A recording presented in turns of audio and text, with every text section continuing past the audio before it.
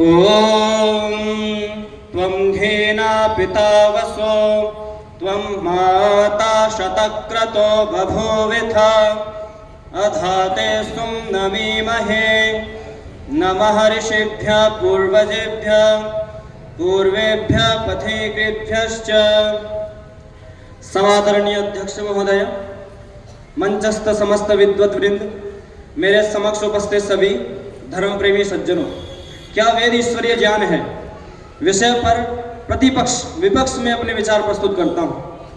मान्यवर, वेद पौरुषेय है, यह मत समकालीन विकासवादियों का या पाश्चात्य दर्शन का नहीं, अपितु प्राचीन भारतीय ज्ञान परंपरा भी वेदों को सार्वकालिक सार्वभौमिक विशेषण देने में हिचकिचाती रही है। स्वयं ऋषयो मंत्र दृष्टारा नातु सृष्टारा के परिचायक महामंत्र दृष्टा ऋषि कोत्स ने 22,500 के लगभग मंत्र संग्रह चतुर्वेद संहिता को अनर्थ का ही मंत्र कहकर निरर्थक घोषित किया। भला कैसे किसी पुस्तक को सब सत्य विद्याओं का आधार माना जाए, कैसे उसे पूर्ण माना जाए, कैसे उसकी सार्थकता सुनिश्चित की जाए जो शत वैशाखियों के सहारे अपने अस्तित्व रक्षण में तत्पर हो। को महोदय, प्रायः समाज में यह देखा जाता है, कोई सा मनुष्य किसी भी सिद्धांत का अनुयायी क्यों ना हो, अंततः वह ईश्वर को निराकारी स्वीकार करता है। फिर निराकारी ईश्वर कैसे किसी पुस्तक को आकार दे सकता है, कैसे किसी ग्रंथ की रचना कर सकता है। को अद्धा वेद का यह प्रवचन कुत आजाता कुतयम सृष्टि अर्वाक देवा अस्य विसर्जने नाथा को वेद यत आव हुआ कहकर जहाँ स्वयं ऋग्वेदकार अग्नि महर्षि ने अपनी अल्पज्यता व्यक्त की है, वहां हम अपनी हठधर्मिता से यह रट लगाए नहीं थकते हैं कि सर्वप्रथम ऋग्वेद ही अग्नि महर्षि के हृदय में प्रकटित हुआ। महोदय, जिस पुरुष सूक्त को आधार मानकर यह सत्यापित किया जाता है कि वेद ईश्वरीय ज्ञान है, क्या वह पुरुष सूक्त सहस्त्रालोचनाओं से युक्त नहीं है? चतुर्वेद संहिता में संग्रहित पुरुष सूक्त में परस्पर सांख्यिकी और क्रमिक विभिन्नता समालोचनीय है। इन सूक्तों में परस्पर अक्षर परिवर्तन, शब्द परिवर्तन, व्याकरण परिवर्तन, संबंध परिवर्तन और तथ्यात्मक परिवर्तनशीलता सामान्य बुद्धि या भौतिक परिश्रम की परिचय का है जो कल्पनात्मक है।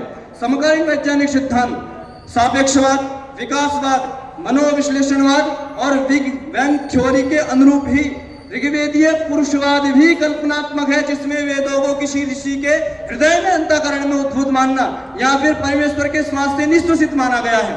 महोदय, समस्त भौतिक पर्यालोचनाओं से यह ज्ञात होता है कि वेद ईश्वर की रचना नहीं अपितु मानुषी कृति है और ये मानुषी बुद्धि ने ही ये मानसी बुद्धि की उपज है।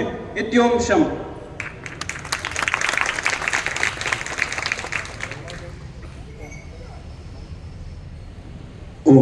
मैं निवेदन कर रहा हूं, पक्ष में अपने विषय को हमारी बहन सुनीति जी रखेंगी। जैसा कि आप सभी जानते हैं, आज मैं इस वेद ईश्वरीय ज्ञान है इस पक्ष को लेकर यहाँ उपस्थित हूँ। समादरणीय अध्यक्ष महोदय, मंचस्थ विद्वज्जन एवं सभी श्रोताओं, वेद ईश्वरीय ज्ञान है और वे 4 वेद हैं, ऋग्वेद, यजुर्वेद, सामवेद, अथर्ववेद, ये सभी सत्य विद्याओं से युक्त हैं। और आर्य समाज के प्रथम नियम में महर्षि उद्घोषणा करते हैं, सब सत्य विद्या और जो पदार्थ विद्या से जाने जाते हैं उन सब का आदि मूल परमेश्वर है। पूर्ण रूपेण वेदों में सत्य ज्ञान का निश्चय होने से यही सिद्ध होता है कि वेदों में परमेश्वर द्वारा दिया गया ज्ञान निहित है और अन्यत्र सभी शास्त्रों में भी सत्य ज्ञान वेदों का ही है। जैसा कि वैशेषिक दर्शनकार वेदों की सर्वश्रेष्ठता को द्योतित करते हुए लिखते हैं, बुद्धि पूर्वा वाक्य कृतिर्वेदे, अर्थात वेदों के वाक्यों की रचना बुद्धि पूर्वक है। वही मीमांसाकार भी वेदों की सत्यता अर्थवत्ता को बताते हैं और वहां लिखते हैं, तदर्थ शास्त्रार्थ, अर्थात वेदों का अर्थ सही स्वाध्याय किया जाना चाहिए, क्योंकि वेद मनुष्य मात्र के लिए पुरुषार्थ चतुष्टय के साधनों का सम्यक प्रकार कथन करने वाला शास्त्र है। कल्पना कीजिए, जो चीज पुरुषार्थ चतुष्टय को सिद्ध करने वाली है, जिसके पीछे दुनिया भाग रही है, धर्म, अर्थ, काम, मोक्ष, जो भी हमारे व्यवहार हैं, इन चारों को लेकर के समर्पित हैं। तो सोचिए कि जो चीज चारों को सिद्ध करने वाली है उसका अध्ययन कैसे न किया जाए। और भी इस विषय में विवादित संशय है, अनेक प्रकार के लोग प्रश्न भी करते हैं कि वेदों को वेद व्यास ने बनाया या किसने बनाया।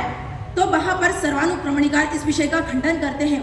इंद्र मच्छ शरूनाग्निश चाक्षुष चक्षुर मानवो मनुराप्सव इत्रि त्रिजाहा पंचाग्नि, अर्थात इंद्र मच्छ प्रतीक वाले सूक्त में 14 मंत्र हैं। और उनमें से यथाक्रम चाक्षुष अग्नि, मानव चक्षु और आप सब मनु ने 3-3 मंत्र देखे और वहीं 5 मंत्र अग्नि द्वारा देखे गए।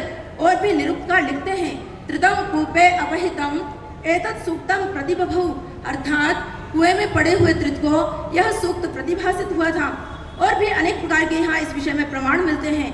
और मीमांसाकार ने तो और भी लिखा है कि न पौरुषेयत्वं तत्कर्तुः पुरुषस्याभावात्, अर्थात वेद की रचना करने वाले पुरुष के अभाव के कारण वेद पौरुषेय नहीं है, अपितु वेद ईश्वर से निर्मित होने के कारण अपौरुषेय है। चलिए छोड़िए सांख्य शास्त्र, ये सब बातें हम समझ सकते हैं। और भी आगे स्वयं इस विषय में लिखते हैं। और यजुर्वेदीय मंत्र का भाष्य करते हुए वहां पर महर्षि दयानंद जी ने स्पष्टतया लिखा है, अंतर्यामी ईश्वर आत्मा और वेदों में सत्य ज्ञान तथा सूर्यलोक संसार में मूर्तिमान पदार्थों का निरंतर प्रकाश करता है। वहीं अन्य प्रमाण मिलते हैं, यस्मिन् वेदा निहिता विश्वरूपाः, अर्थात जिस परब्रह्म में समस्त विद्याओं के भंडार वेद स्थिर हैं। तो पुस्तकादि के रूप में वेदों की अनित्यता होने पर भी ज्ञान के रूप में वेदों की नित्यता अक्षत है। यजुर्वेदीय मंत्र तस्मात् सर्वोत्तरजः सामान्य जज्जिरे। और मनुस्मृति में मनु महर्षि लिखते हैं, चातुर्वर्ण्यं त्रयोलोकश्चत्वारश्चाष्टमः पृथक् भूतम भव्यम भविष्यच्च सर्वं वेदात् प्रसिद्ध्यति इत्यादि अनेक शास्त्रों के प्रमाण से यही सिद्ध होता है कि वेद ईश्वरीय ज्ञान है। नान्यः महर्षि दयानंद ने सत्यार्थ प्रकाश में लिखा है, चारों ब्राह्मण ग्रंथ वेदांग, उपांग, आयुर्वेदादि 4 उपवेद सब ऋषि मुनि कृत ग्रंथ हैं। और इनमें भी जो वेद विरुद्ध प्रतीत हो उसको छोड़ देना, क्योंकि वेद ईश्वर कृत होने से निर्भ्रांत स्वतः प्रमाण है, अर्थात वेद का प्रमाण वेद से ही होता है। तो इस प्रकार वेद ईश्वरीय ज्ञान है इत्यादि शास्त्रों से यही सिद्ध होता है। वेदों में तो ज्ञान कर उपासना विज्ञान विषयों का चिंतन है, संसार को चलाने के हेतु से ज्ञान विज्ञान समाहित है। इस प्रकार महाजनों ये गतः सबंथा, ये प्रमाण हमें स्वीकार करना चाहिए। अस्तु। कुछ प्रश्नोत्तर भी यहाँ पर हम रख